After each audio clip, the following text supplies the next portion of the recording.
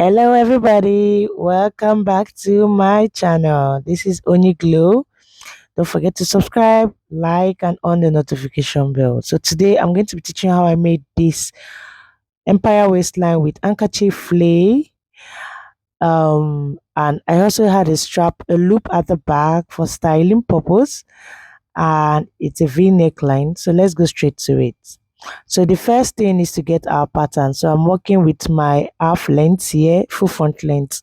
So this is traced out from my basic pattern, and I'm going to start with getting my neck.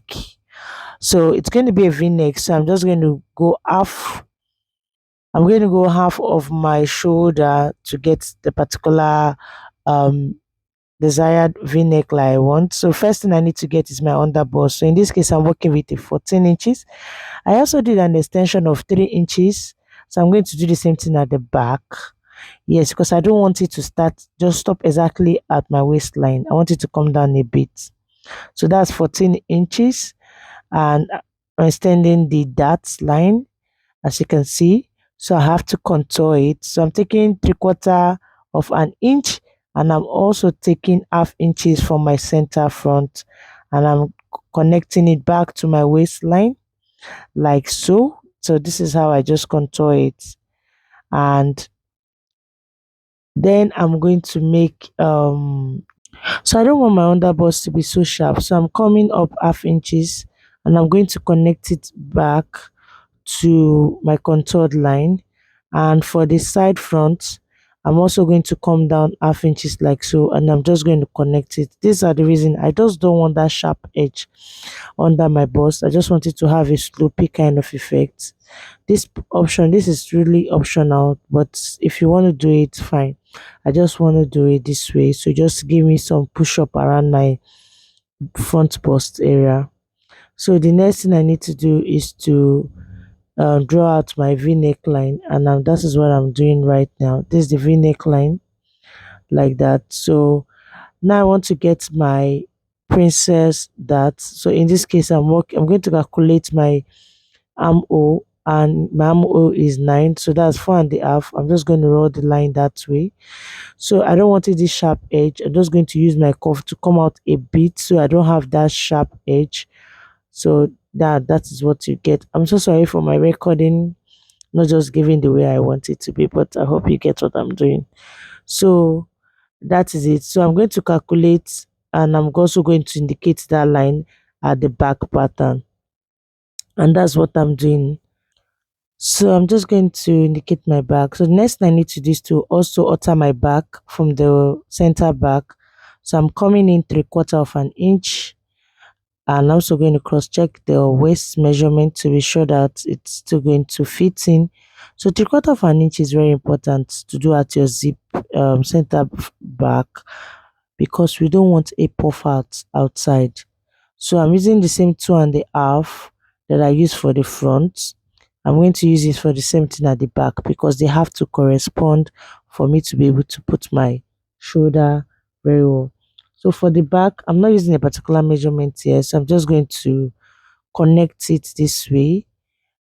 This is how I want it. Yes, I'm just going to connect it this way. The back is, I want it high, and that's what I'm doing. Now for the waistline, which is the empire waistline, this is the 3/4 I have used. So I have to minus it for my zip allowance and then connect it. So I'm going to connect the line this way. So that's the back. I've taken off the 3/4. So I'm going to label center back, side back, just going to label everywhere. So the pattern is actually partially done. So the next thing I need to do is to start closing my dart, and so the first thing I need to have to cut it off so I can be able to close the dart and do all necessary arrangement before cutting it on the main fabric. Please don't forget to like and subscribe this channel. I really do appreciate. So I'm just going to add my allowance, but I found out there is no space. I'm just going to write it here, add allowance. Please always label whatever you're doing on your pattern, because you don't know who is going to be cutting it. So when it's properly labeled, whoever is going to be cutting the fabric will understand what they are doing there. So for the back, remember the back has a loop. So I am just taking off the excess from the zip. So this is how it's supposed to be looking. It has a slope effect because that is how our body is actually that's how our body looks like. So I took the dart to the shoulder for the back. Yes, because if you take it to the armhole, oftentimes it doesn't sit well when you're sewing.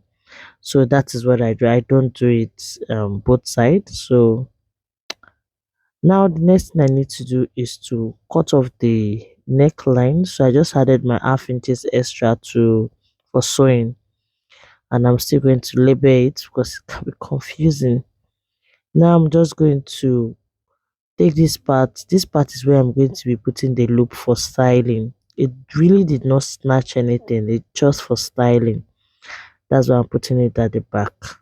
So I'm going to be putting it at that empire waistline area. An empire waistline is any dresses that is after your underbust. It just gives you a snatch effect. That is why if you know you have a big tummy, when you add a band to it, you just make your tummy snatch. That is what the empire waistline does.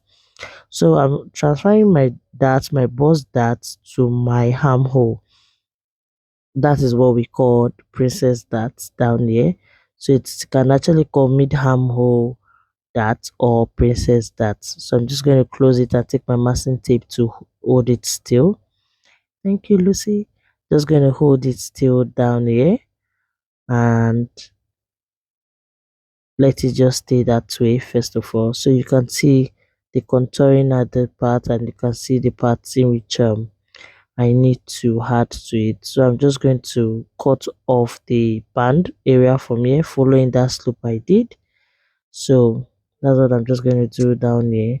So I'm going to be labeling here center front and side front. Please label when you're drafting your pattern. It really helps when you're about to cut it, and whoever is cutting it is not going to make such mistakes. So I'm just going to work with that lining which I have made, and I'm going to cut it off this way. So this is the upper part, and I'm going to take off the darts from the contouring like so. So I already have a video of a princess that how to draft a princess that, so you could still watch the video. It's on the channel, so you understand how to cut a princess that if you don't know how to cut a princess that. So after doing that, I'm now going to just trim off the many excess apart from these parts this way, and also had my extra allowance for the front, and also do that for the center front, and had my all allowance also at the shoulder and had extra. So on the neckline, this was actually what I drafted, but I when sewing I found out that it does not really pop, or it does not really show a little any of my cleavage, so I went down a bit. So this might not work for you. So I closed my darts this way for the front. Yes, this is what you do. This is how you close your darts to give you a band. Remember, it's not going to be straight. It's just going to be having a slope effect because I did that. And when you're working with an empire waistline or any dress that you see that has a band at the waistline, it's actually called an empire waistline. I've said it before. So this is how it is. You just close it up and this is how you sew it. So I'm still going to do the same thing at the back, but in this case, I'm just going to cut off the upper parts. I'm adding my allowance because I'm going to be sewing the dart at the back. I'm not going to close it up the way I just closed the front because of the styling in which I added a loop to it. And you will be wondering why I added the loop. To just give it an illusion that it is a corsetry or whatever you may think it is. But it just gave me vibes that okay, something at the back would just add some spice to it. So this is the front, it's ready, and this is how it's going to look like, and this is how I'm going to cut it. I see the way it is, so I'm going to cut this particular one on fold, and that was why I labeled it. So the back, I'm just going to, this is how the back is. So this is the back. I'm just going to cut off the upper part. I'm not going to close the dart because I'll be adding the loop. After that, basically this is actually the pattern how it's been drafted. So I'm going to come here to draft the handkerchief lay. So I'm working with a 6 inches. I want my waist to be 10. My weight is actually 30, but I'm working with 40 because I want to pleat at the front part. So that's why I'm using 6 for my circumference now. Handkerchief flay is not really that trendy, but it's something that as a beginning student you should know about, just in case you see a design somewhere else and you're wondering how it's done. So that is it. So I'm just going to cross check it if I have what I need. Yep, I've just gotten got my SSO zip 11, so it's perfect for me. I wanted 40 and I'm getting it. So I'm just going to indicate the line. So handkerchief lay, back to handkerchief lay is easy to make. I'd like to say is easy to cut and is also easy to make. Yes. So I'm going to be working with a 6 inches. Me just cross checking again to be very, very sure that I got what I needed, and I did get what I needed 10 now. So I'm okay with it too. So I wanted 6 inches, and that is what I need for the length, and that's what I'm going to measure on the other side, 6 inches. So if you're actually working with a what they call it, circular flay, you have to be going around 6 inches. But with handkerchief flay, you don't need to. You just need to measure both sides, and the 6 that I got, and 6 is enough for me. So it's 6 1/4. So that is where I'm going to put it there, and I'm just going to roll my line straight. You see the way it is, just straight down, and that's all you need to do for handkerchief flay. So when your line ruler is straight, and just know that you're on the right track. So this is how it's going to be. Okay, so that's basically what I'm just going to do. Me just trying to check it, so you can see you can also do it this way, and you get both. Just get your 6 inches round. Is a square? Yes, and that's it. I'm just going to cut it this way. So for this particular purpose, I'm just going to illustrate with some fabric to see how it cuts. So I'm just taking the waistline off. So this is how the handkerchief flip pattern looks like. It's so easy. I just hope you understand. So this is how the shape is. So for you to understand, this is how the shape looks like. But you'll be looking like, okay, what's this? Don't get it twisted. It's just easy to make other than it. So I'm just going to place it on the fabric and cut it so you understand how it's cut. So this is how the handkerchief lay, me placing it on the fabric. So I'm going to be cutting exactly the way it is because that is what I want. And because this particular one I'm cutting is not for this particular practical, I just wanted to show you the viewers what it looks like cutting an handkerchief lay. So this is it. This is how you're just going to cut it. And after doing that, I'm going to take away my pattern and open one side. Remember, this is cut on, this is folded into 4. So if I open it now, you see how it is. So this is 2. So I'm just going to open the zipper way so you see it. So you look the way it is. You see it. So this is what your handkerchief lay look like. This is what we are going to be adding to the pattern when we start. This is going to get add to the top. So we're just going to fold it to get our exact this.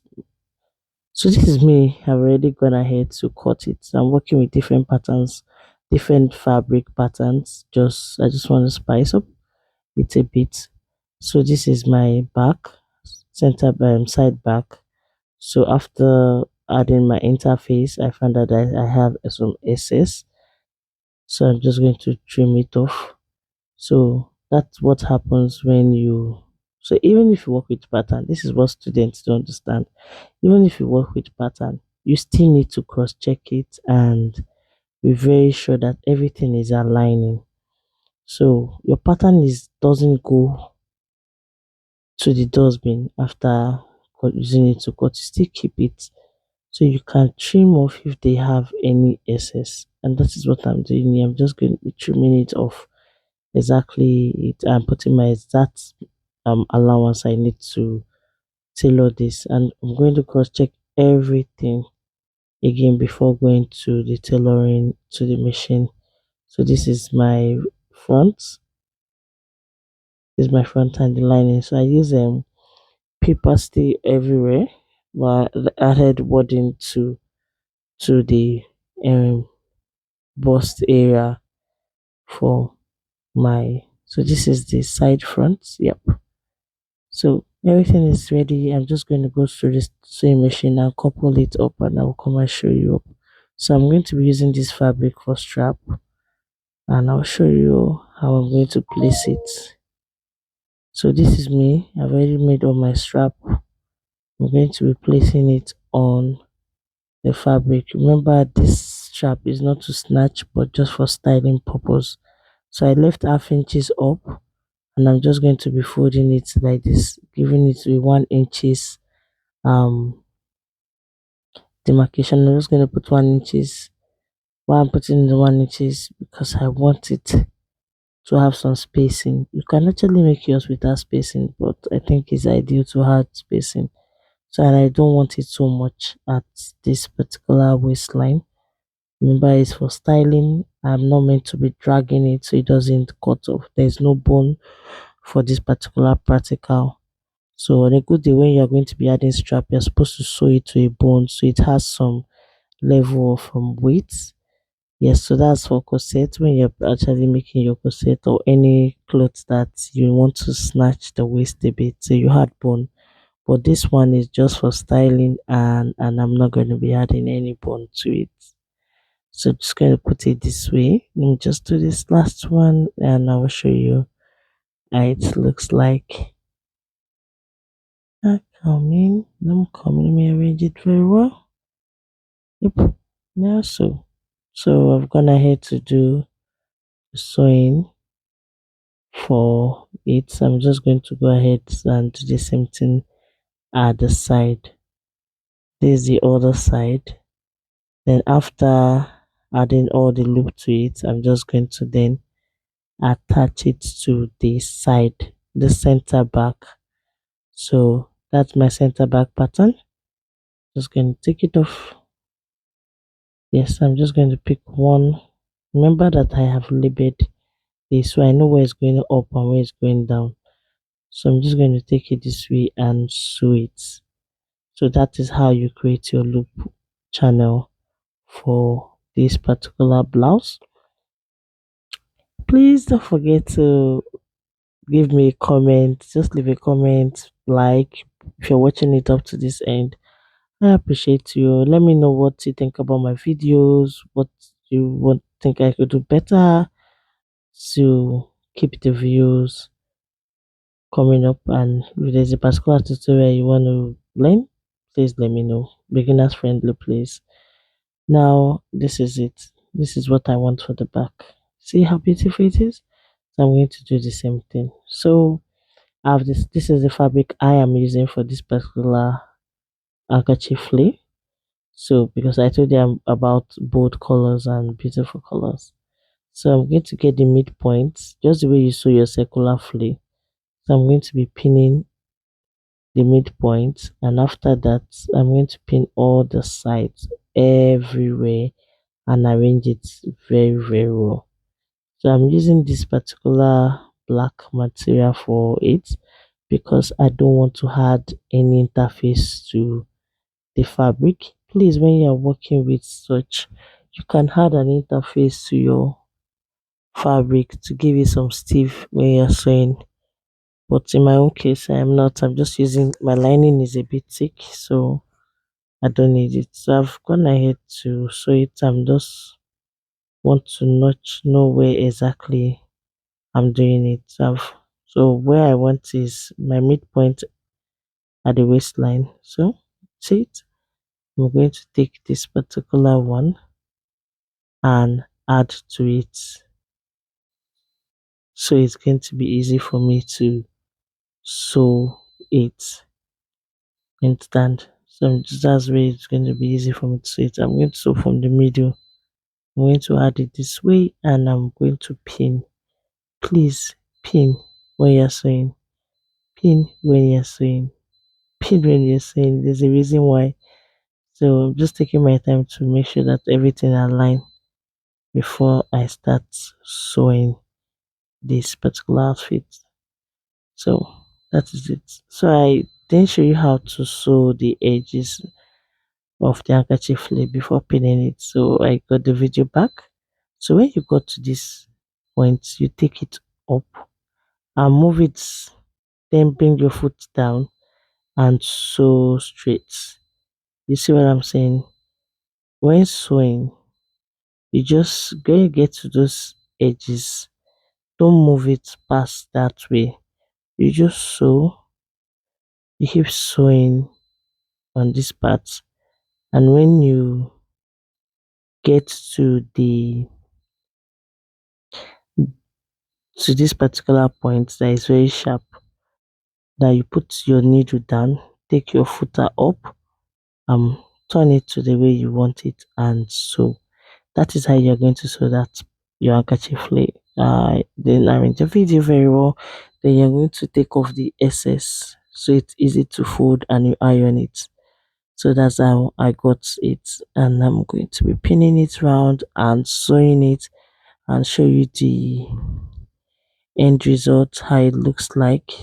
So just take your time to fold it, take your time to arrange how you want it, and this is it. So I missed the video for the cap sleeve, probably going to make a tutorial. Thank you so much for watching. Till I see you again, bye.